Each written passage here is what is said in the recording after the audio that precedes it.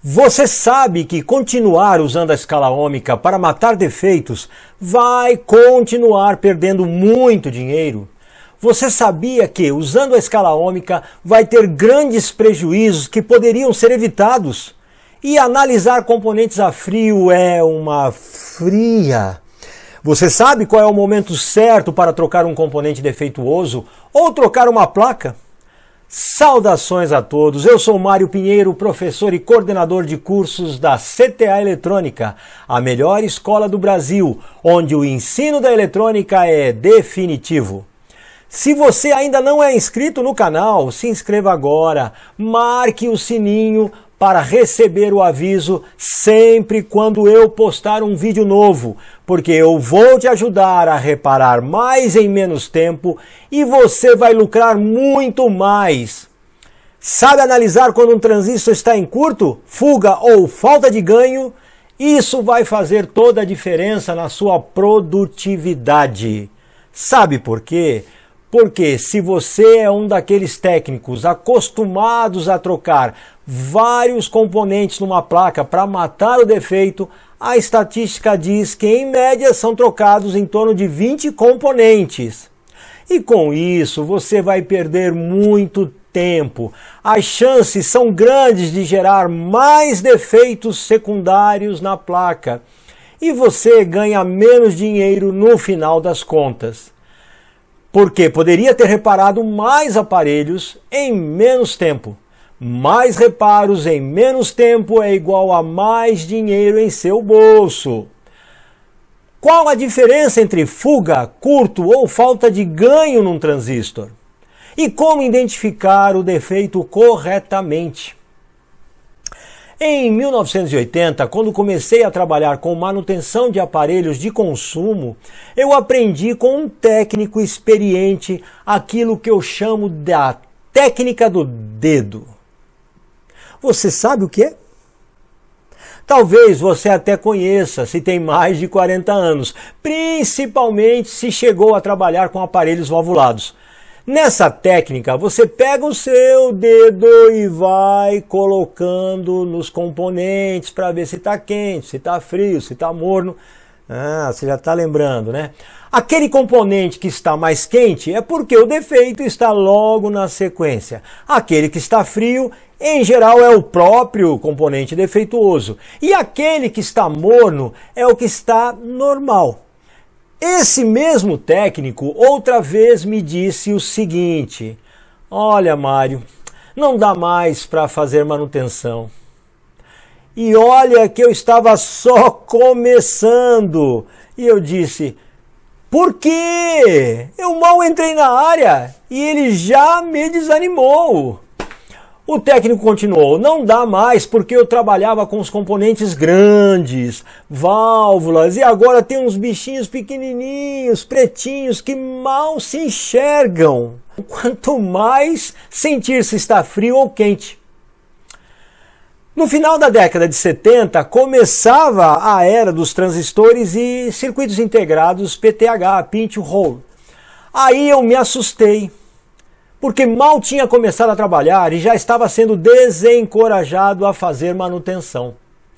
Mas vejam só que coisa! 20 anos depois, encontrei novamente esse mesmo técnico que continuava ganhando muito dinheiro com manutenção e dessa vez ele me disse: hoje em dia, Mário, não dá mais para fazer manutenção, porque os circuitos integrados são menores ainda e agora sem furos na placa. Começava a era dos SMDs. Aposto que se eu encontrasse agora, nos dias de hoje, 20 anos depois, ele iria novamente tentar me desanimar dizendo: Mário, já não dá mais para trabalhar com manutenção, porque hoje em dia só trocando as placas, mal dá para tirar os componentes, são muito minúsculos. O que eu quero dizer com essa história? Que a análise de defeitos é e continuará sendo uma fonte de renda para a maioria. É uma espetacular fonte de renda para quem sempre se atualiza e sabe analisar defeitos. Ou seja, para os técnicos que decidem estudar eletrônica de forma definitiva. e só precisam continuar se atualizando, pois a base de conhecimento eles já têm. Mas você poderia me perguntar, mas professor, qual é o problema em usar a técnica do dedo? Coisa feia, hein? Ou escala ômica, se com ela eu consigo achar a maioria dos defeitos.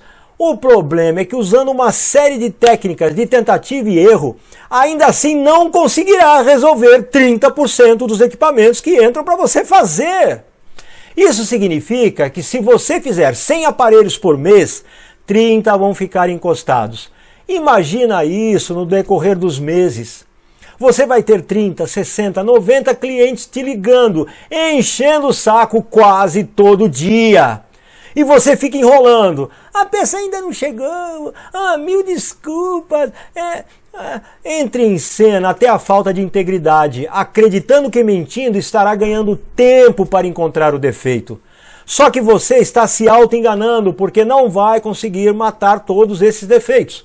Pior, os aparelhos vão se acumulando, a pressão vai aumentando e você nem consegue mais trabalhar direito.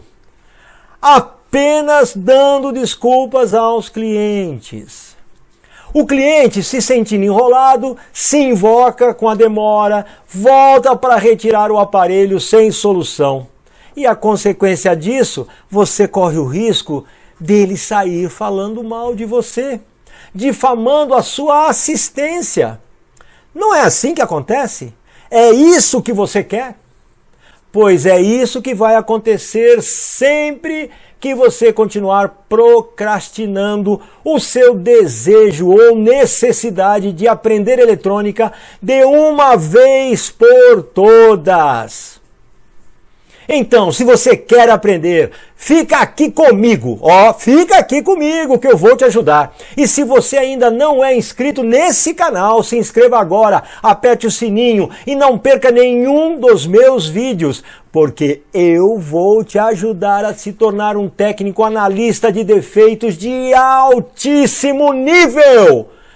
Agora chegou o momento de você aprender a analisar os principais defeitos de um transistor. Então, vamos entender quais são os defeitos dos mais diversos transistores, como bipolares, MOSFETs e GBTs. Vamos lá então? Então, vamos ver os defeitos em cada um dos transistores. Vamos começar aqui com o transistor bipolar, um dos mais conhecidos aí do mercado, onde nós temos coletor, emissor e base. É claro, se você está agora vendo esse vídeo e não viu os anteriores, quando eu expliquei as polarizações, como ele se comporta no circuito, quais são as tensões normais do transistor, dê uma olhadinha aqui, entendeu? Dê uma olhadinha, olhe esses vídeos, senão fica coisa muito perdida aqui. Então vamos lá, o que pode acontecer com esse transistor? Lembra que eu falei que o transistor pode ser uma chave fechada? Uma chave fechada, eu também posso dizer que ele estaria em curto. Mas espera aí, é uma chave fechada, que é uma condição de polarização, ou ele está em curto, que é um defeito? Como seria isso? É simples. Dá uma conferida na tensão de emissor, dá uma conferida na tensão de base. Nesse caso aqui, ele precisa de 0,6 volts na base para poder estar saturado. Mas se ele não tem essa tensão e apresenta tensões de coletor e emissor exatamente iguais, é porque ele está em curto, entenderam? Em curto. Mas ele também pode apresentar uma resistência interna, ou seja, lembram lá no vídeo anterior que eu falei que aqui existe uma polarização, tem um resistor. E aqui, se fosse a massa, essa resistência interna faz com que a tensão do coletor não esteja em 12, esteja num ponto intermediário, 4, 5, 6, 8 volts. Aí novamente eu olho na base para ver se existe a polarização de 0,6. Não havendo essa polarização, ele está com uma fuga, que é uma resistência entre coletor e emissor, sempre lá no material, ela nunca para. Depois que adquiriu essa fuga, não tem mais como ela sair. O transistor tem que ser substituído como o anterior que estava em curto. Tem uma fuguinha muito mais sutil no transistor também, que é uma resistência que vai surgir entre coletor e base. E aí é fantástico, porque surgirá uma tensão na base, essa tensão, essa polarização irá descer aqui por base emissor e ele vai apresentar uma resistência entre coletor e emissor relativamente baixa, mas é uma resistência provocada por essa autopolarização. Então essa aqui é a fuga coletor emissor. Interessantíssima. Como é que eu posso eliminar essa fuga coletor-emissor de uma forma muito prática? Aplicando um curto base-emissor. Aí eu desvio aqui por fora, não entra aqui no transistor quando eu aplico um curto. E o coletor, a tensão do coletor sobe. Mas que interessante, ele sobe, mas não chega a 12. Chega próximo a 12, a 11, 11 e pouco. Indicando que realmente havia uma fuga coletor para a base. Acabaram? Não, tem mais, tem muito mais, olha só. E também nós podemos ter outros defeitos, olha só, voltando aqui ao nosso desenho. Lembrem que eu falei que tem que haver uma polarização de 0,6 entre base e emissor. E aí, eu medindo aqui, eu posso encontrar uma tensão de 12 volts, indicando que ele está como uma chave aberta. Olha lá, lembram lá no primeiro vídeo, chave aberta? Aí eu vou à base e faço a medição e encontro aqui 2 ou 3 ou 4 volts, uma tensão bem maior do que em relação ao emissor. E aqui é uma junção de diodo. Não poderia ter mais que 0,7 ou 0,8 volts entre base e emissor. E aí isso indica que essa junção está interrompida.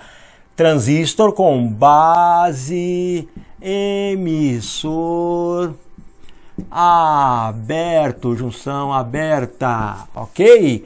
Fantástico, né? Viram como é simples a detecção disso? Maravilha! Continuando, temos mais um defeito interessante. Olha só, falta de ganho. Eu quero que esse transistor tenha uma determinada polarização.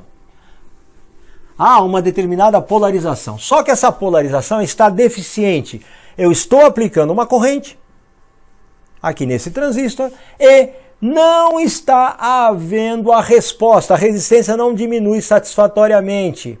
Era para ter uma determinada resistência ou até uma chave fechada, mas ele não consegue executar isso, essa função de ser chave fechada ou ter uma resistência baixa. Por quê? Porque eu estou polarizando o transistor e ele não responde. Isso se chama falta de ganho. E a falta de ganho tem um detalhe sutil aqui na base. Eu normalmente devo encontrar 0,6, 0,7 volts e às vezes eu encontro 0,8 volts entre base e emissor. Está circulando uma corrente, ela é suficiente, mas ele não responde adequadamente. E aí eu tenho o que se chama de falta de ganho, defeito muito difícil de se encontrar, principalmente com os multímetros. É quase impossível de se localizar isso. Vamos passar agora para os transistores MOSFET ou FETs, né? O transistor que se chama de FET de junção, que é muito mais simples, olha só, olha como ele é. O FET de junção, não tem essa separação aqui, deixa eu mudar aqui a simbologia. É um transistor cuja característica de funcionamento é idêntico a uma válvula triodo, mas idêntico. Aí ele, para funcionar, ele tem um resistor de coletor, tem um resistor de emissor de valor menor do que o resistor de coletor, isso é de praxe, e tem um resistor, olha que interessante, ligado aqui para o negativo. E aqui, normalmente, um capacitor de acoplamento. Então, como ele funciona? Eu ligo, polarizo e circula uma corrente entre dreno e source. Circulando essa corrente, a resistência aqui no meio diminui, essa tensão se eleva e essa tensão cai. Quando essa tensão se eleva e chega mais ou menos em 3 volts no source, e essa daqui ficando em 0 volts sempre, 0 volts sempre, vai fazer que a tensão de source fica mais positiva que a tensão de gate. E isso faz com que ele mantenha uma constância na polarização. Então aqui eu vou ter 3, aqui eu vou ter mais ou menos 8 volts, ou 2 volts e 8 volts lá. E ele fica constantemente polarizado em média condução. Olha que legal. E a partir daqui eu jogo uma variação de tensão, essa variação fica aqui no gate. Se a tensão sobe mais, a resistência diminui, sobe o source, cai o dreno. Por que eu estou explicando esse um pouco mais de detalhes? Porque eu não havia explicado esse nos vídeos anteriores, estou complementando agora. Então, ó, subiu a tensão, ele vai ser mais polarizado, cai essa tensão, sobe essa. E se abaixar a tensão, essa, ele vai ser menos polarizado, sobe de dreno, cai de source. Super legal, né? Agora vamos ver os defeitos. Esse transistor, ele pode apresentar uma fuga dreno e source. A fuga dreno e source faz com que as tensões de dreno e source se aproximem. Aqui, claro, se mantém em 0, mas elas ficam muito próximas, quase um curto. E isso é comum nesse componente, fuga dreno e source. Pode haver aqui também um curto dreno e source, 0 volts aqui, e essa tensão passa a ser igual a essa. E aí, olha só, pessoal, coisa fantástica. Vamos dizer que aqui eu tenho 12 volts, vamos dizer que aqui eu tenho 1K, e vamos dizer aqui que eu tenho 220 ohms. Que cálculo é esse? Isso aqui, essa resistência é 5 vezes maior que essa. Eu pego 12 volts e divido por... Peraí, 5 vezes maior que essa? Divido por 6. Dá quanto quando eu divido 12 volts por 6? 2 volts, né? Então no source eu terei 2 volts e no dreno eu também terei 2 volts. Olha que coisa fantástica. Isso prova o quê? Prova que o FET está em curto dreno source. É só isso? Não. Pode haver também uma fuga dreno e gate. Só que aí acontece um fenômeno muito interessante. A fuga dreno e gate vai elevar o potencial aqui do gate, fazer com que ele seja mais polarizado, como se tivesse com uma fuga dreno e source. Só que eu vou detectar isso porque vai surgir uma tensão aqui, pode ser 0,5, 0,6, 1 volt, 2 volts, e não pode surgir tensão nenhuma. Aí eu comprovo que há uma fuga dreno e source. Fácil, né? Vamos agora ao nosso querido, esperado e aguardado MOSFET. O MOSFET nada mais é do que um transistorzinho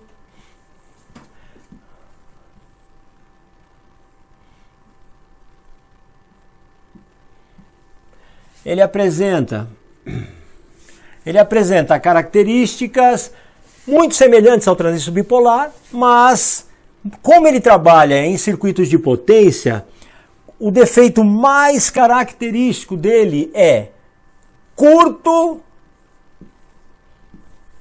dreno e source. É o que mais ocorre. Esse curto dreno e source faz com que normalmente ele está ligado em fontes de alimentação ou em circuitos de baixíssima resistência aqui de coletor, e é claro, isso vai produzir queima de fusíveis. Ou se você usa a lâmpada em série, terá uma grande vantagem, porque a lâmpada em série vai acender e vai dar até para você fazer algumas medições de tensão, mas esse é o ponto mais comum, fuga, dreno e source. Se você quiser comprovar isso fora do circuito, em vez de usar a escala ômica, coloque aquele circuito que eu falei para vocês montarem no vídeo anterior. Lembrem-se disso. 12 volts, o resistor e aqui na massa ou no negativo. Lembrem que sem polarização ele fica cortado, chave aberta. Mas o que vai acontecer? Vocês vão medir, depois desse resistor de 1K, vocês vão medir uma tensão zerada aqui. Mesmo sem polarização alguma, isso mostra que ele está completamente em curto, sem polarização e totalmente em curto. O MOSFET também pode apresentar fuga entre dreno e source, só que a fuga entre dreno e source, ela rapidamente se torna um curto. Por quê? Porque essa fuga produz aquecimento, um aquecimento intenso. Aquecimento intenso no material semicondutor faz com que ele se funda. Então, fugas são mais raras, mas podem acontecer, porque a fuga se tornará rapidamente em um curto. E pode acontecer também algumas fugas aqui, ó. Se a fuga for de dreno para gate, ele será polarizado. Ele será polarizado e vai acontecer de como se ele tivesse uma fuga dreno e source. Se ele tiver uma fuga dreno e gate, será como se ele tivesse uma fuga dreno e source. Super interessante também. E pode finalmente acontecer uma fuga entre gate e source, para cá, ó. Se acontecer uma fuga gate e source, a excitação ainda vai poder acontecer, ou seja, ele está trabalhando no circuito, a tensão sobe, cai, sobe, corta, sobe, ele satura e cai, ele corta. Só que essa fuga vai produzir um aquecimento no driver, ele pode até funcionar, olha que interessante, ele vai até estar funcionando, mas o CI, o circuito integrado, que é o acionador desse comutador aqui, vai acabar pegando fogo. Você fala, ué, vai no CI aqui anterior, troca, coloca o novo e continua aquecendo, porque ele tem uma fuga aqui, ó, gate source. Maravilha! E finalmente, quando nós entramos no IGBT, fica exatamente igual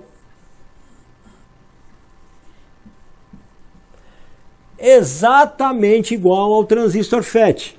Ele chega a 4 volts e é polarizado. Então o que pode acontecer? Normalmente um curto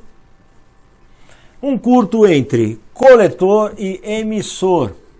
Coletor e emissor, aqui também se chama base, coletor e emissor, apesar que ele é um bipolar, por isso que o nome é IGBT, transistor bipolar de porta isolada. Transistor bipolar de porta isolada. É acionado como um FET, que vocês viram no vídeo 2, e ele responde como um transistor bipolar, ou seja, tem uma excelente resistência de curto ou resistência de chave fechada, muito baixa, e excelente para aplicações de altíssima corrente. Então ele é usado em circuitos de alta potência. Testá-lo no circuito de alta potência é complicadíssimo, e novamente você deve retirá-lo e fazer a carga, o resistor, coloca uma fonte e aplica aquele potenciômetro que foi falado no vídeo 2. Lembram-se? Vídeo 2. Deem uma olhada lá, não percam esse vídeo. Ok? E aí eu detecto curto, fuga como no FET e também fugas aqui, ó. Mesmo efeito que eu falei agora mesmo para o FET. Maravilha? Se você gostou desse vídeo, deixe seu like. Se você não é inscrito no canal, se inscreva agora e marque no sininho para receber avisos quando eu postar um vídeo novo. É isso aí. Eu queria agradecer tremendamente a presença de vocês, a visualização desse vídeo. Compartilhem. Um grande beijo no coração de vocês.